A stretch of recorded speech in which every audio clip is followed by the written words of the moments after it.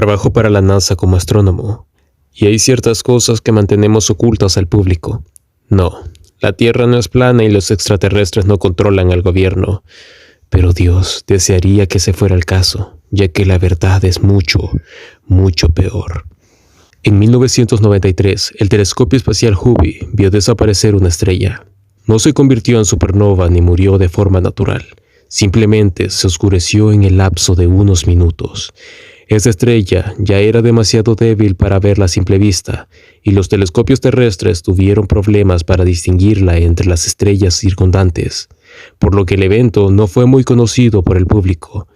En ese momento, pensamos que la explicación más probable era que una nube de polvo interestelar se había desplazado entre la Tierra y la estrella, ocultándola de la vista. Fue notado y en su mayoría olvidado.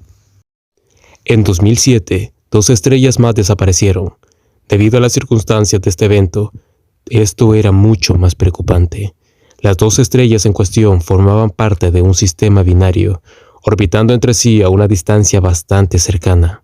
Si una nube de polvo interestelar fuera la culpable nuevamente, ambas habrían desaparecido simultáneamente o muy cerca de ella. En cambio, ambas estrellas se desvanecieron individualmente durante un periodo de minutos, separadas por un lapso de aproximadamente 8 horas. Este sistema binario también estaba a unos 15 años luz más cerca de la Tierra que la estrella que había desaparecido previamente, en 1993. Después de revisar cuidadosamente millones de imágenes de Hubble, se identificaron 2 estrellas más que se habían apagado en los años 1995 y 2002. Todas estaban en el mismo vecindario estelar, a solo un puñado de años luz entre sí.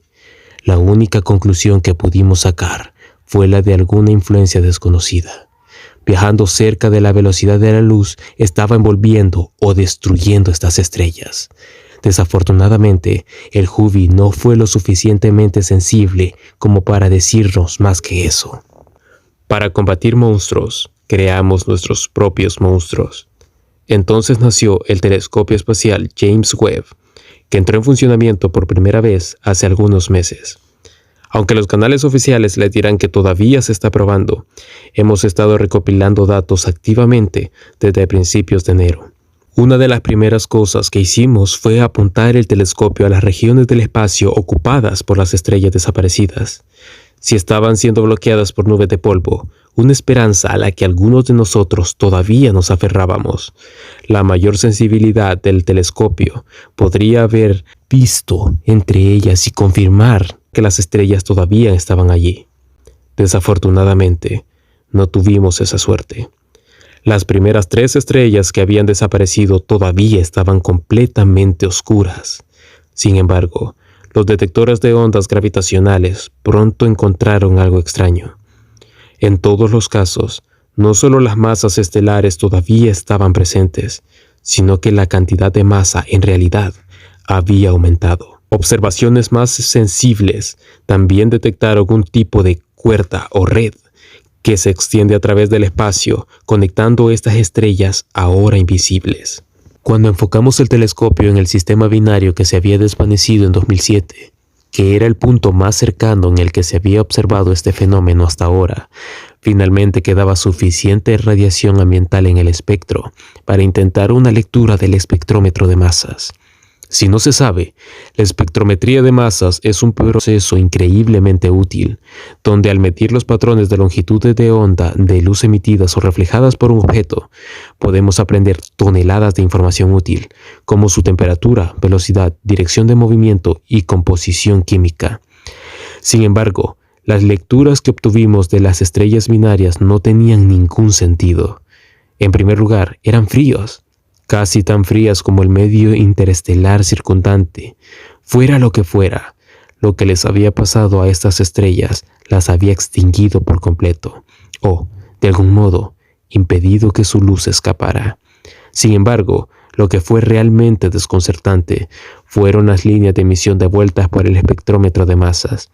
Se identificaron varios elementos familiares, como el hidrógeno, carbono, nitrógeno, oxígeno, magnesio, pero estos eran muy pocos y distantes entre sí.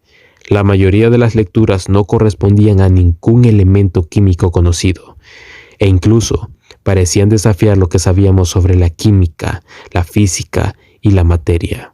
Esta estructura masiva que abarca estrellas estaba compuesta principalmente de materiales para los que ni siquiera teníamos nombre y que no han sido materia tal como la conocemos. La especulación se descontroló.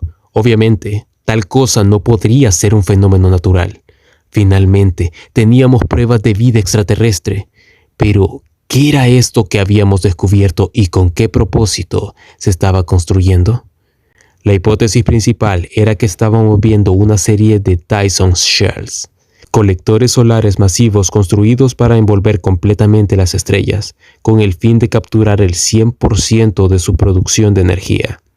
Tal concepto se había imaginado a principios del siglo XX, con una fuente potencial de energía para una civilización interestelar. Desde entonces, la idea se había abierto camino en la ciencia ficción popular. En realidad, se había teorizado que la construcción de estas estructuras masivas es uno de los principios de signos de vida extraterrestre inteligente que aún día podemos detectar. Parecía que ese día sería hoy. Sin embargo, la teoría todavía no explicaba todo. En primer lugar, estaba la velocidad imposible con la que se descubrieron las estrellas. Construir un caparazón Dyson desde cero en cuestión de minutos estaba más allá incluso que las especulaciones más descabelladas de científicos y escritores de la ciencia ficción. Luego estaban los misteriosos filamentos que conectaban las capas o distancias de años luz. Nadie tenía idea de qué propósito podrían tener estos o cómo podrían construirse. Todos en la NASA estábamos fascinados con este misterio. En retrospectiva, podríamos haber estado mejor si nunca hubiéramos descubierto la verdad. Hace menos de un mes, el satélite detectó una serie de explosiones de energía inusuales que emanaban del espacio interestelar.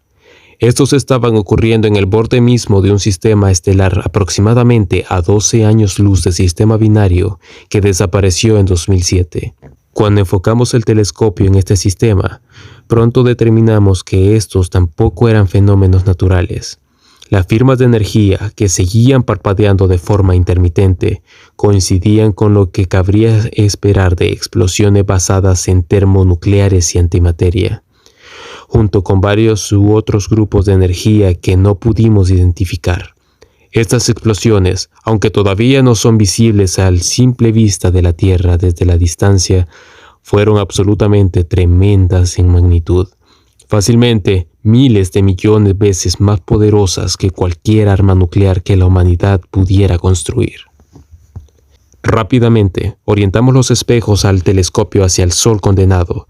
Estábamos a punto de ver lo que fuera que esta cosa borraba a la estrella, pero en tiempo real. Todos contuvimos la respiración mientras observamos la imagen proyectada de la estrella en la secuencia principal, un poco más grande que nuestro propio sol. Al principio, parecía que no pasaba nada, pero pronto apareció una pequeña sombra en el borde del orbe luminoso, seguida pronto por otra sombra y luego una tercera.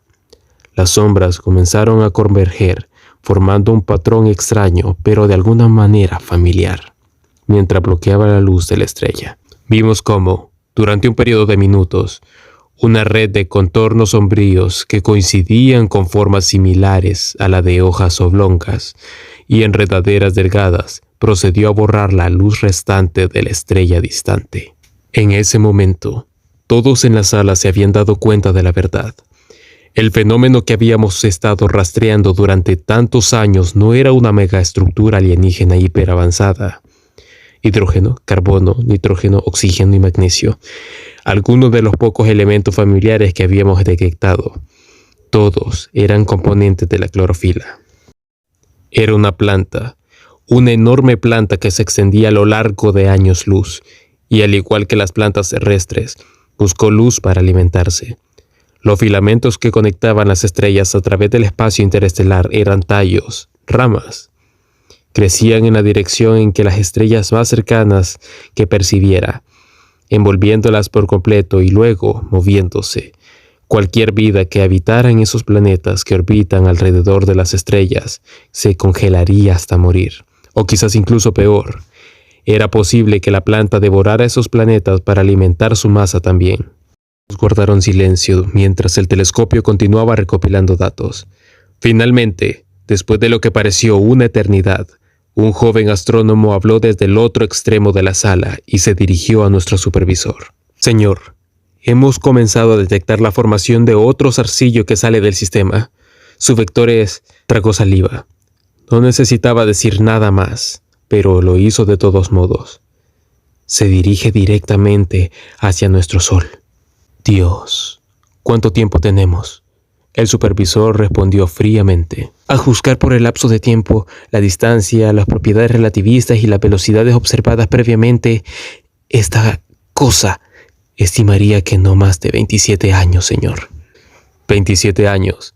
Acabábamos de ver cómo esta hierba galáctica abrumaba una civilización que estaba, como mínimo, miles de años por delante de nosotros tecnológicamente, y teníamos menos de 3 décadas. Probablemente me encontrarán y me silenciarán por publicar esto, pero no me importa. Tengo que decirle a alguien. No puedo mantener esto por más tiempo.